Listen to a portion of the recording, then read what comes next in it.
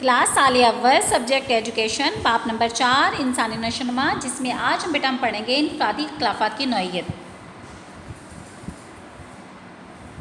بسم اللہ الرحمن الرحیم۔ السلام علیکم ورحمۃ اللہ وبرکاتہ۔ عزیز طلباء، آپ سب کیسے ہیں؟ اللہ تعالیٰ آپ کو اپنے حفظ و امان میں رکھے۔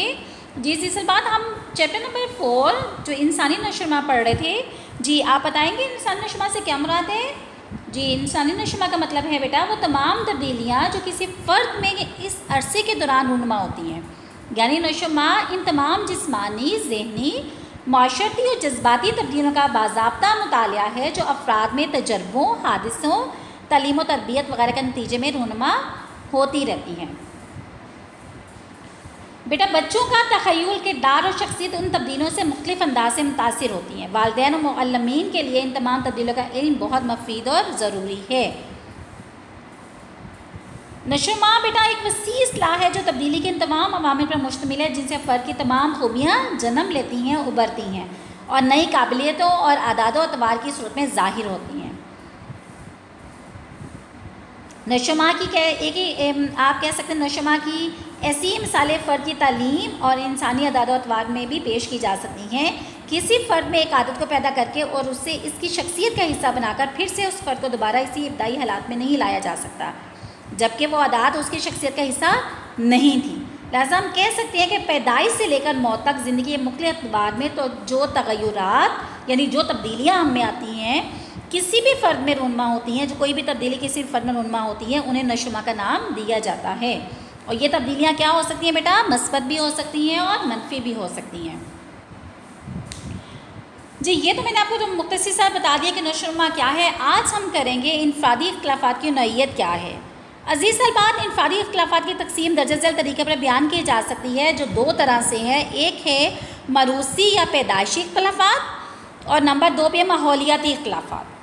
دیکھیے ہم نے پہلے بھی بات کی ہے کہ بچوں پر یعنی انسان پر دونوں جو ہیں موروثی اور ماحول دونوں ہی اثر انداز ہو سکتے ہیں، دونوں ہی لازم و ملزوم ہیں۔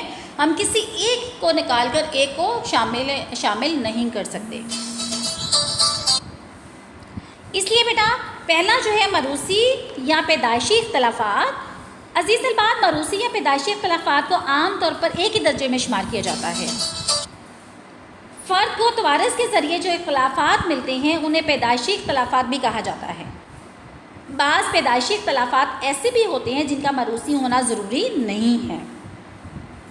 بچے ایک ہی توارث رکھنے کے باوجود جو ہیں قد و قامت میں، شکل و صورت میں، رنگ و روپ اور وزن میں کیا ہوتے ہیں؟ مختلف ہوتے ہیں نا۔ ہم نے پہلے بھی بات کی ہے کہ ایک ہی عمر کے بچے جو ہیں وہ ذہانت کے لحاظ سے یعنی جسمانی لحاظ سے، ذہنی لحاظ سے اور ماحولی معاشرتی لحاظ سے ایک دوسرے سے کیا ہوں گے؟ وہ مختلف ہوں گے۔ ایک ہی گھر میں رہتے ہوئے بھی ایسا معاملہ ہو سکتا ہے۔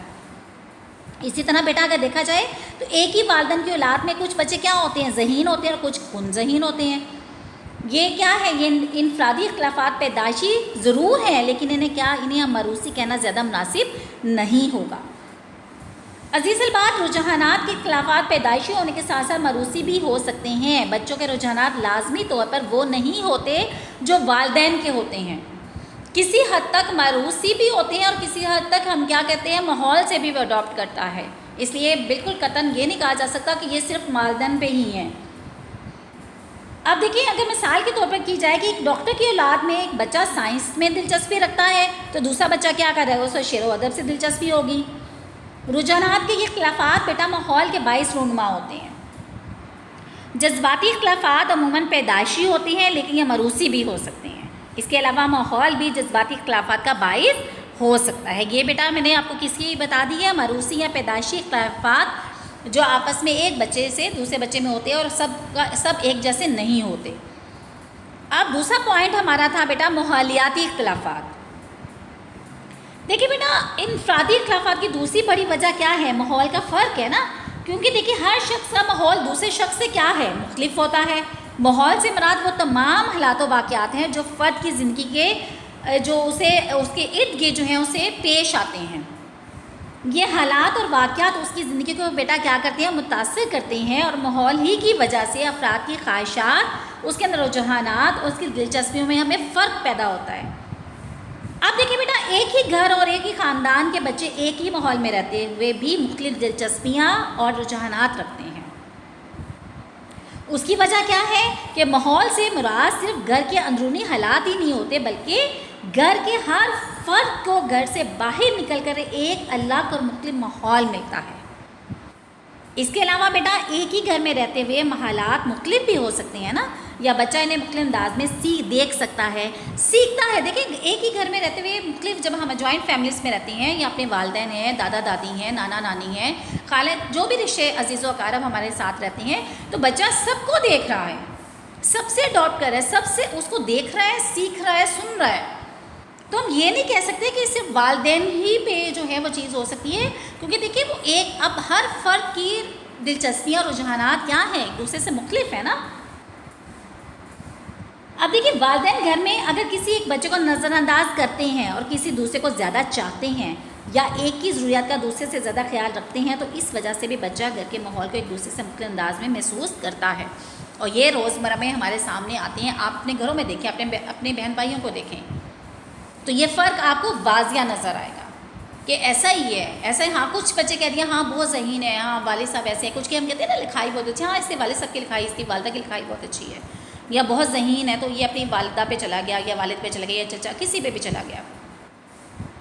اب اسی ماحول میں رہتے ہوئے اب دوسرا بچہ جو ہے کن ذہین ہے، اب وہ کس پہ چلا گیا، اب وہ کہا جاتا ہے یہ کس پہ چلا گیا ہے۔ تو ایسا نہیں ہے، دیکھیے بچہ سیکھ رہا ہے، اور سیکھ کہاں سے رہا ہے؟ آپ سے ہی سیکھ رہا ہے۔ پھر وہ جب گھر سے نکل کر باہر نکلتا ہے تو وہ وہاں سے سیکھ رہا ہے، اور وہ کیا ہے؟